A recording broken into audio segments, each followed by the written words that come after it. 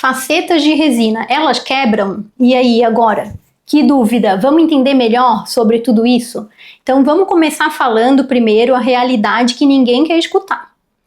O seu dente não está adequado para você, porque provavelmente você já teve algum desgaste no dente, ou porque o dente já tem outras restaurações que não estão tão boas, então, ou seja, né, digamos assim que 80% dos casos é porque a pessoa já teve algum problema em relação ao seu dente natural. E a realidade é que o dente que Deus fez pra gente, que é feito de hidroxiapatita, é a estrutura mais forte que tem no nosso corpo inteiro. Então, se você conseguiu quebrar o dente de Deus, meu querido, né? Então, o que será uma resina?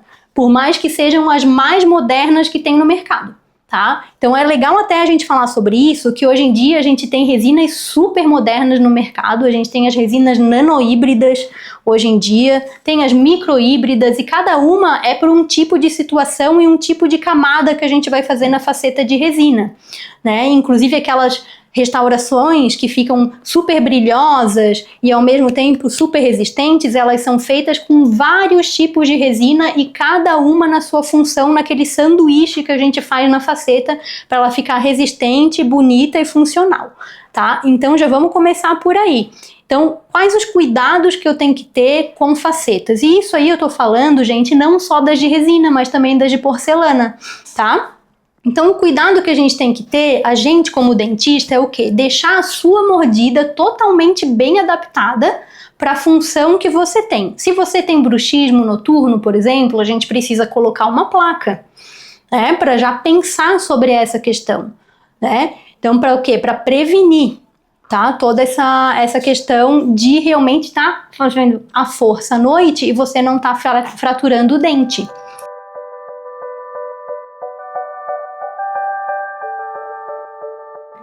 O importante a gente saber também e falar é assim, ó, inclusive nas facetas de porcelana, quando a gente não tem uma mordida bem ajustada, na briga entre a porcelana e o dente, quem perde a briga é o dente, tá, gente?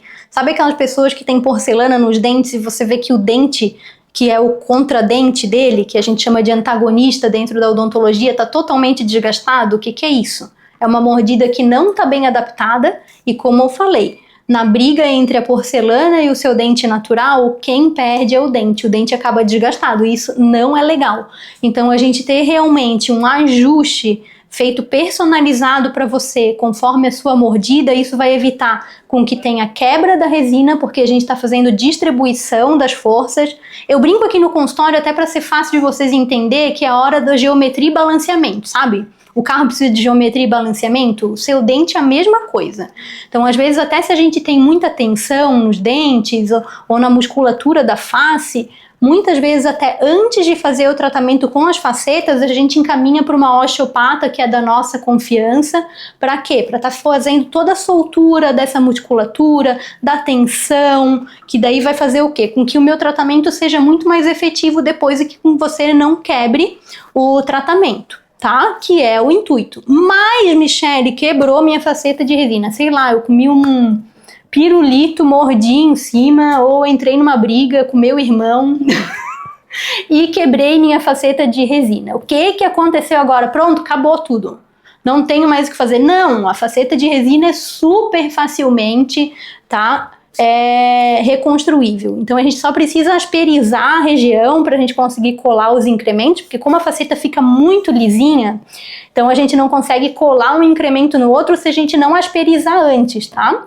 Então a gente asperiza ali a estrutura e consegue fazer totalmente aquele reparo muito fácil, em uma consulta só já faz aquele reparo, é muito tranquilo, tá? Então fiquem bem tranquilos em relação a isso.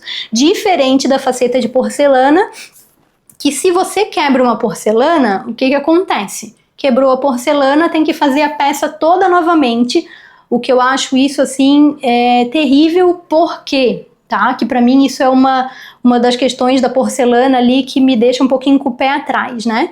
É porque justamente pro laboratório de prótese conseguir às vezes fazer aquele dentinho exatamente do mesmo tom que os outros que foram feitos é muito mais difícil. E com a resina, não, a gente já notou, né?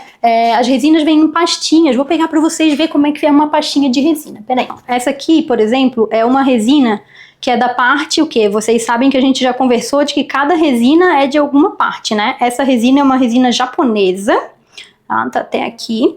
E ela é uma resina para da parte de fora do dente. Ela traz o quê? Ela traz total lisura pro dente, fazendo aquele aspecto de, digamos assim, de esmalte do dente mesmo, sabe? Totalmente natural, tá?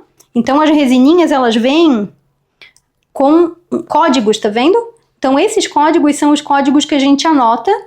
Geralmente são usadas de 4 até 7 resinas em cada caso de faceta, então a gente anota todos os códigos e em que camada foi cada código. Então depois é totalmente replicável, tá, gente? Essa questão das facetas de resina. Então pode ficar totalmente tranquilo que você vai ter seu dente de volta e rapidinho, sem precisar esperar inclusive o laboratório e todo esse processo, tá? Ficou com alguma dúvida? Manda mensagem aqui pra mim que eu vou ter o prazer de responder pra você, tá bom? Grande abraço, tchau, tchau!